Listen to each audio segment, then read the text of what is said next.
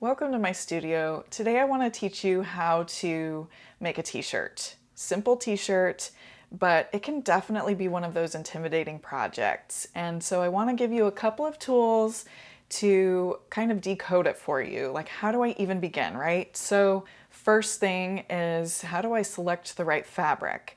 And you know me, I like to simplify things, so I want to kind of give you a rule of thumb.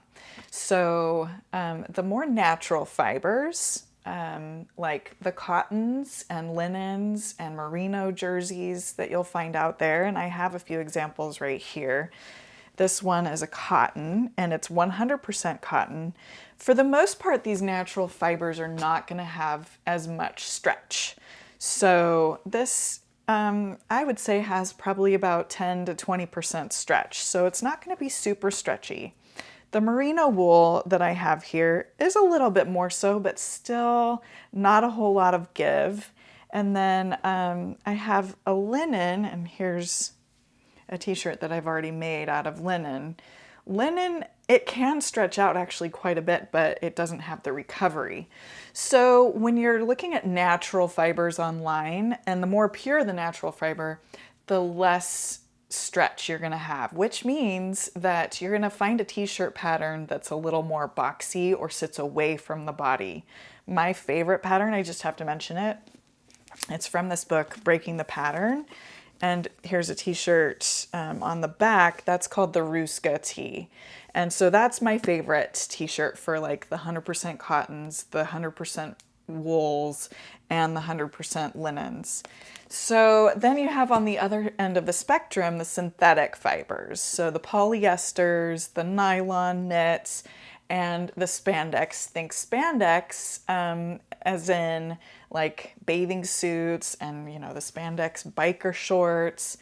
Anything with those fibers, you're going to be able to make a pattern that sits closer to your body, kind of like a second skin. So, and I have some of those right here.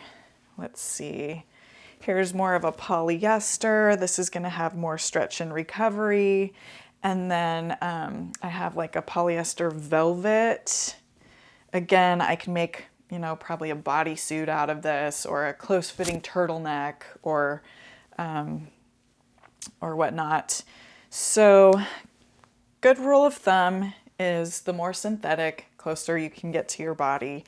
The more natural, the more boxy you want your t-shirt. So then you have a whole other category, which is your rayons, and there are a few different words for the rayon fibers. And why it's in its own category is because the rayons, so other words are, you know, tencel or modal or viscose. All of those, oh, and then the bamboo, all of those are going to be your rayons. So they are actually made of wood pulp. In the case of bamboo, it's bamboo. So it's a natural fiber, but it's such a chemical process to break down those fibers and create the fabric that some people like to put it in the synthetic category, some people in the natural category, and it's somewhere really in between. So those fabrics are going to be more, I'd say, in between, right? So you're going to be able to get a little bit more drape out of them. They're a little bit softer. So then you have the blended fabrics, right? You have the cotton with a little bit of spandex or a little bit of modal. And so sometimes the rayons that are added to cotton will make them a little bit softer. But again, you're pulling more toward the end of the spectrum that you can find closer fitting patterns. So anytime you get a blend, you're going to get kind of the breathability of the natural fiber with the more stretch of the synthetic fibers. So I have like, this is a cotton modal jersey, and it's just the softness of the cotton, but it's a little bit more stretch to it. And really, I can find a pattern that's kind of down the middle for my blends. So my favorite pattern for in the middle is the Lark Tee by Grainline Studio. Oh, and then I forgot to say on the closer fitting side, my favorite pattern for that is the Agnes top by Tilly and the Buttons. So those are good starting points for you, and then the good rule of thumb, right? Think synthetic, closer fitting to natural, more loose. Not necessarily drapey, but just not sitting right next to the body. So then I want to talk a little bit about how to cut out the jersey fabric that you've selected for your project. Okay, so for the purposes of this tutorial, I'm going to be using again the Ruska tee from Breaking the Pattern by Named Clothing. And I already have it traced out because I've actually done a million of these already before. So I'm going to go ahead and show you how I do this. I grab my piece of jersey. This is just 100% cotton. This is a directional print that I just realized, and so I want to be making sure that my rainbows are all going in the same direction. Always be mindful of those directionals. So my favorite way to cut any stretchy fabric, it doesn't matter how stretchy, is using weights and a rotary cutter, and then you need the mat underneath.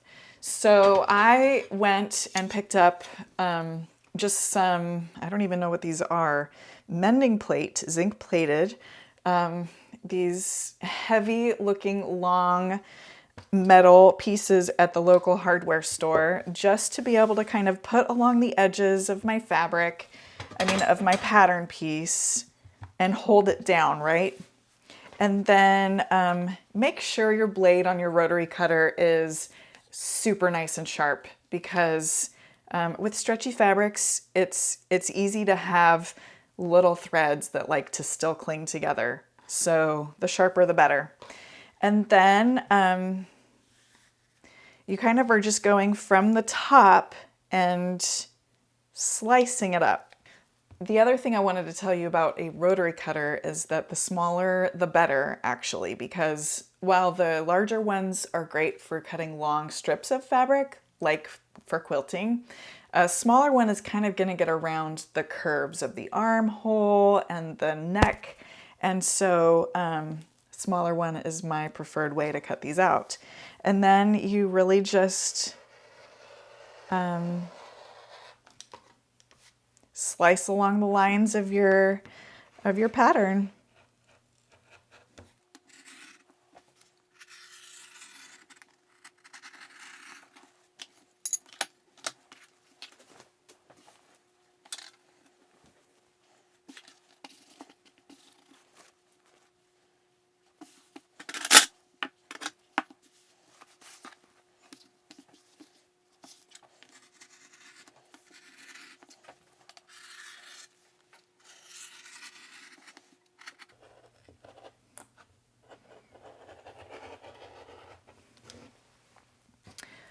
The reason I love this method is because with traditional way of cutting things out with the pins and scissors, you can tend to push with the scissors or even pull with the scissors.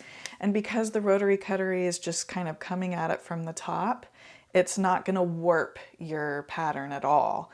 So it's a great way to do stretchy fabrics.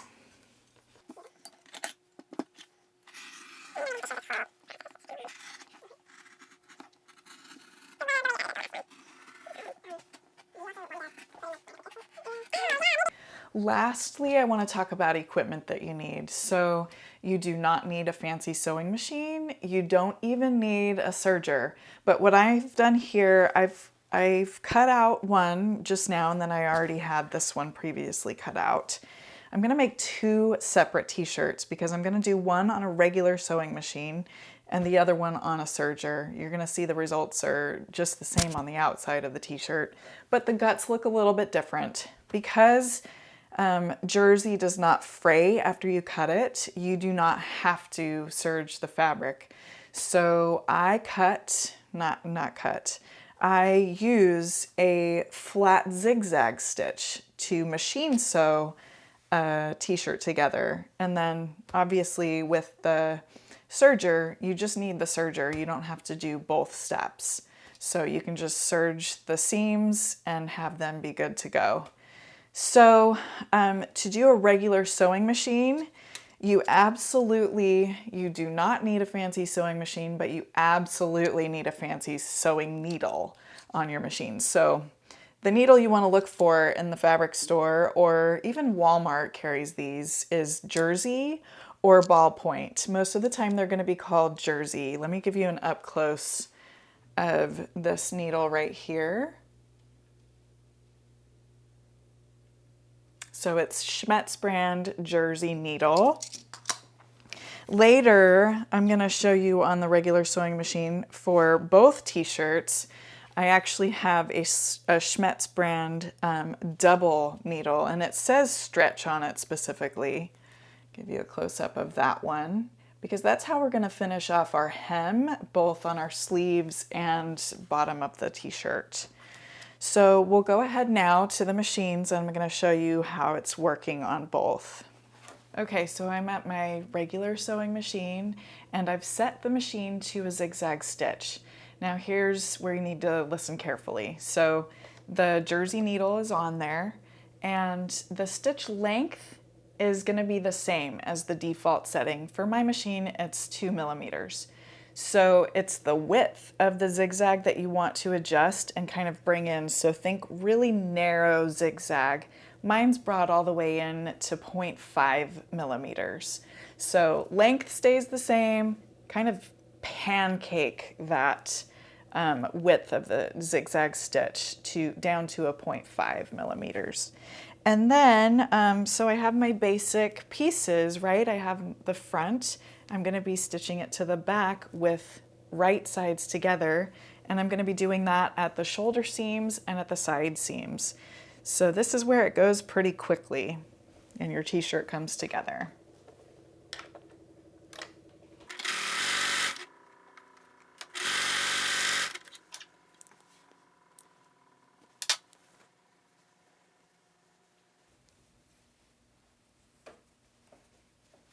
I do like using pins in the t-shirts because sometimes jersey tends to like to roll on me.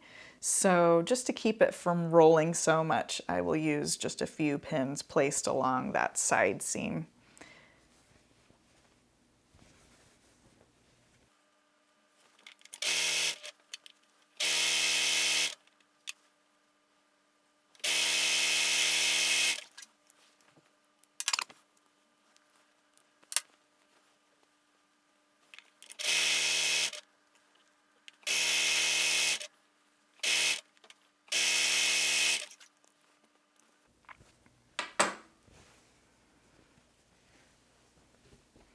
Okay, so now I have the shoulder seams and the side seams together on this, and you can trim the seam allowance if you choose.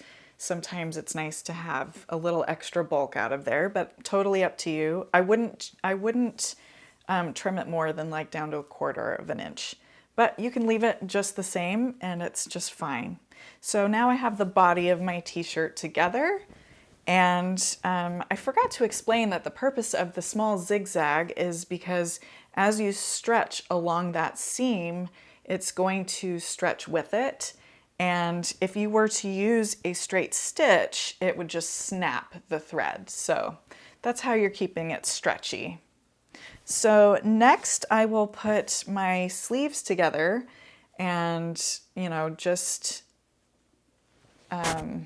do the exact same thing with the zigzag stitch. You don't even have to adjust anything on the machine. Just make sure that your right sides are together. Sometimes it can be difficult to tell, but there's a definite right side and wrong side with knit fabrics in general. So always be mindful of that.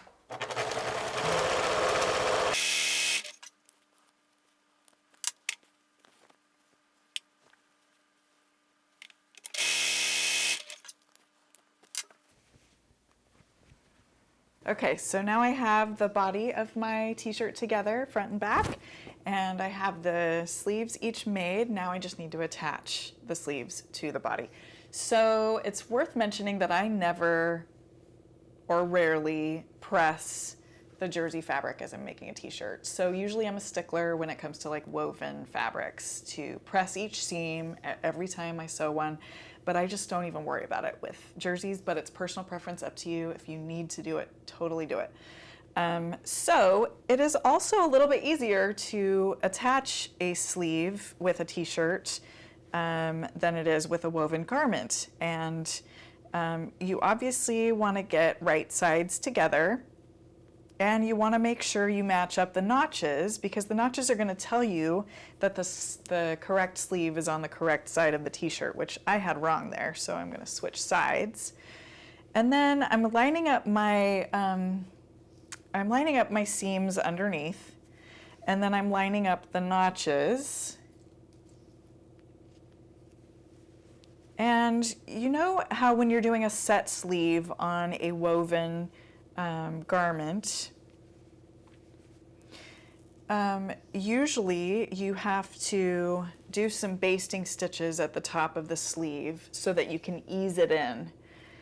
You do not really have to do that with a jersey fabric, because you can stretch them to fit, but you don't want to stretch them to fit all the way around. You just kind of want to do that little top section.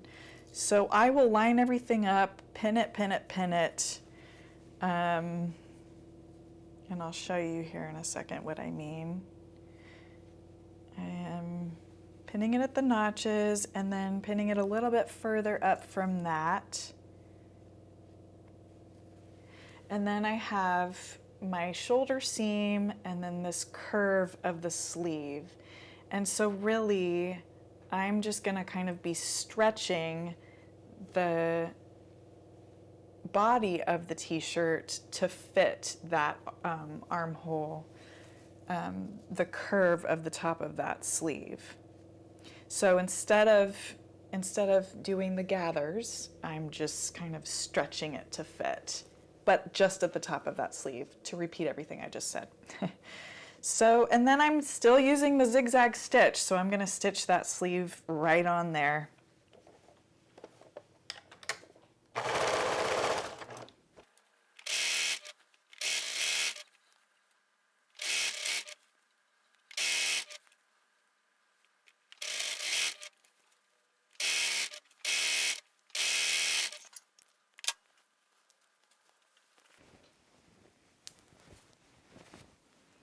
Okay, so first sleeve is on there.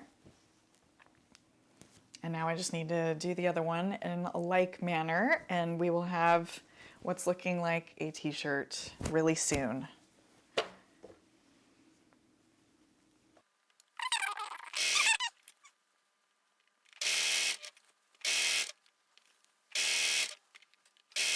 Okay, so both sleeves are on my t-shirt. I'm gonna turn it right side out to show you guys. So it's looking really good. Now I just need to put the neck binding on and hem the sleeve and the bottom of the t-shirt. Now you can choose to leave those things raw if you want, but for all intents and purposes, I'm gonna show you how I hem those later. But first, I'm actually gonna sew my other t-shirt together, the gray one with the little rainbows on it that I showed you how I cut it out. I'm gonna sew all of the same things that I did on this black t-shirt, just on my serger. So no difference other than it's a different stitch. So I'm gonna do that and then show you how to do the neck bindings on both t-shirts. Really, the only reason I'm doing two t-shirts in this tutorial is to show you the difference between on a home machine and on a serger. So here we go. Okay, so I hopped on my serger and I put this t-shirt together, my little rainbow t-shirt. So I'm ready to put the neck binding on, and I wanted to show you the method that I use to best put the neck on, because this part can be, I think, the most intimidating part of the t-shirt besides buying the fabric. So I attached the long ends of the neck binding together. You can see this seam right here. And then I went ahead and pressed it in half. So you have a folded end and a raw edge. So I'm going to use the quartering method, meaning I'm going to utilize this back seam, put it in the back of the t-shirt, as one of my markers. I'm going to divide the rest of it into quarters. So I'm going to fold it from that fold in half, and I'm going to mark at the other end of that. And then I'm going to fold that in half so that it's folded into quarters now, and I'm going to mark those folds as well. You can use a pin or a chalk if you want to just mark it. But now you can see I have 4 pins in there. Actually, I have 3 pins in there because I'm using that back seam as a marker. So I'm going to do the same thing with the opening at the neck. So I'm going to line up these shoulder seams so that I get an accurate halfway point in the front and halfway point in the back, and I'm going to mark those. Again with pins, but you can use chalk. And then I'm going to fold that in half just like I did with the neck binding, because the armhole seams are not going to be at the halfway point. So I'm going to fold that in half to get the halfway point and put some pins in there. And you probably see by now where I'm going with this. You're going to line up all those pins. I like to use the neck seam at the very back of my t-shirt because it's a quick way to tell where the back of your t-shirt is as you're putting it on. Some people like to line it up with actually a side seam. So it's personal preference, but I'm going to use this in the back of my t-shirt and line it up with that back pin. So I'm just making sure that I have, let's see, I want to make sure that I have, like I said, this was a directional print, so I want to make sure my rainbows are going the right direction. So I have that on there, and now I'm going to kind of take out some pins and make sure I can pin it all together.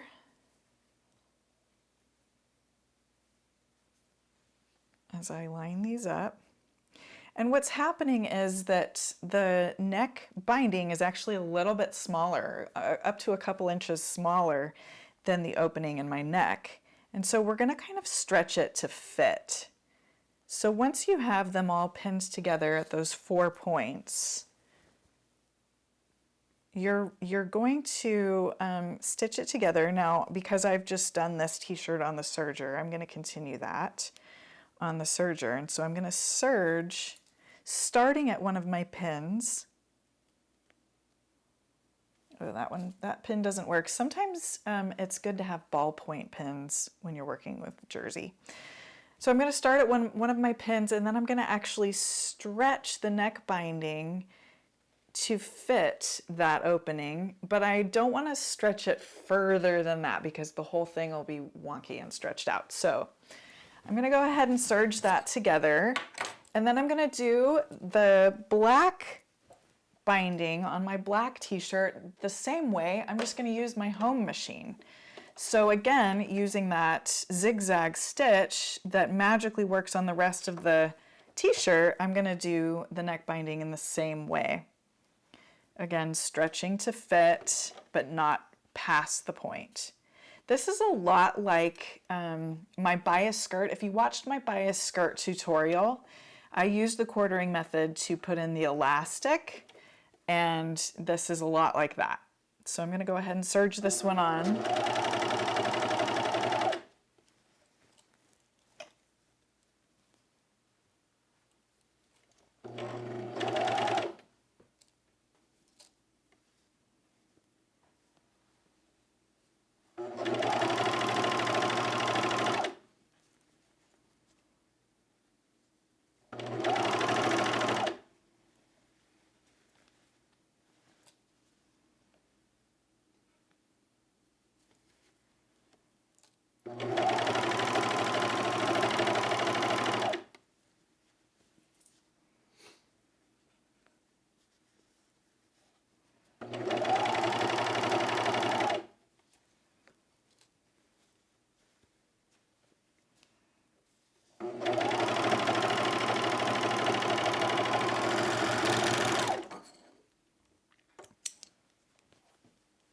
Okay, so the neck binding is on. I did it on the serger, and I'm going to show you up close what it looks like.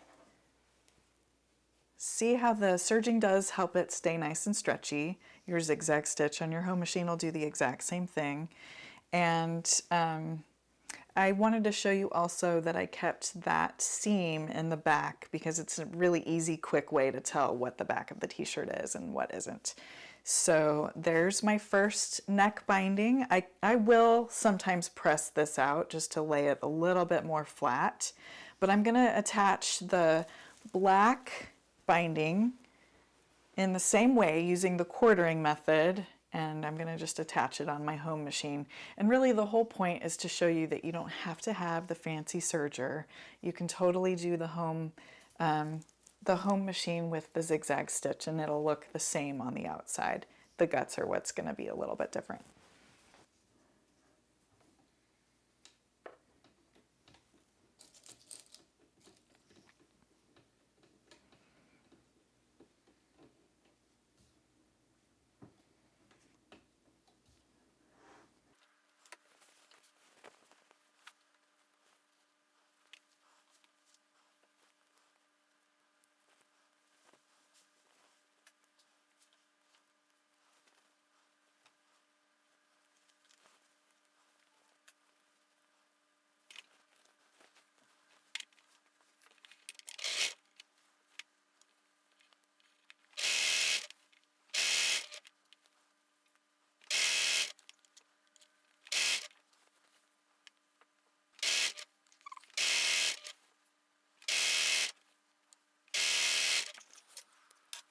Okay, so I have the neck binding on my black t-shirt now, and I want to show you an up close of that one.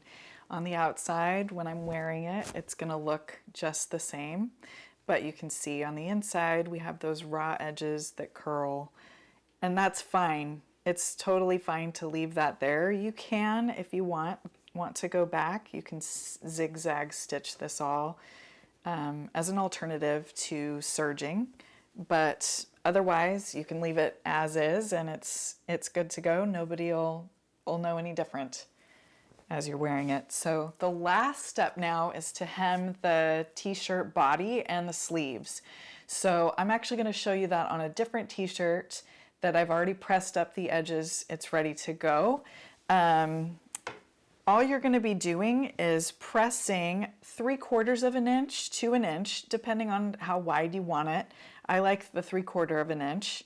And you're going to just simply put one fold in the bottom. So it's okay to have the raw edge exposed. You do not need to double roll the hem of a t-shirt. So I'm going to take you over to my other machine now that is equipped with a double needle, and we are going to actually be top stitching on the the right side of the t-shirt. And what the double needle does is it has a parallel stitch, and then underneath is actually a zigzag stitch that the bobbin's going to create. And what that does, it again creates a stretchable stitch that won't snap when you stretch it out. So I will show you that over here. Okay, so I have a rib knit long sleeve t-shirt on this machine that just needed to be hemmed. So I have it pressed up where I want it. Again, only a single fold. And a couple things I want to show you. Here's my double needle, and essentially I just threaded my machine twice, fed one thread into the left, one thread into the right. It's good to go. I also lengthened the stitch, so I'm going to show you this is where I programmed the length of my stitch, and I lengthened it to a 4.0, which is almost a basting length, but I do like it for anything knit in a double needle. So I do that, and then I also wanted to show you that I start my top stitching not on a seam because there's just so much bulk right there. It's almost like I give myself a running start. And I do not double stitch when I start my top stitching. I wait until the very end and overlap where I started and do my double stitching there. So it kind of knots it off. But anyway, I will go ahead and show you how that's done. And I just want to make sure that I'm leaving enough allowance so that it's still catching this raw edge. I don't want this to be unstitched on the underside. So.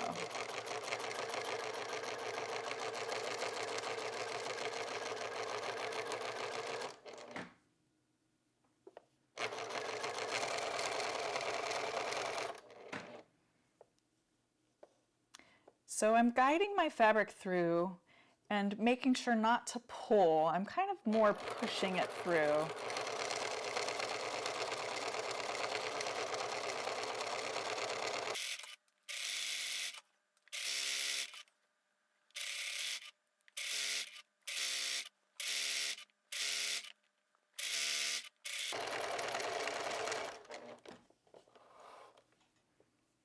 I back stitched at the end to kind of knot it all off.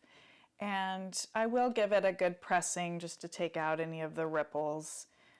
Pressing is just magical for that. But then I also wanted to show you the underside and see, it's probably hard to tell with this lighter fabric, but there's a slight zigzag going on under here. And again, that just allows it to stretch without snapping these straight threads.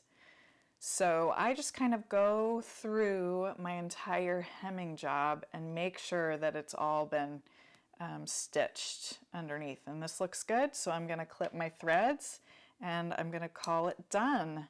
Well, I still have to do the sleeves on this, but I won't show you that part. So there's my hem. Thank you so much for watching my t-shirt tutorial. I'm hoping that it made it a lot less intimidating for you to try out a t-shirt, and really you just need a few essential things. You don't need a serger. You can use that narrow straight stitch. You do need stretch needles, both the double needle and the single needle, so go get those at the fabric store, essential. And then just selecting fabrics. Hopefully I've decoded that for you because sometimes it can be so tricky, especially ordering online. But I'm hoping now that it seems easy and that you make a million t-shirts. Go for it, have fun, and thanks again.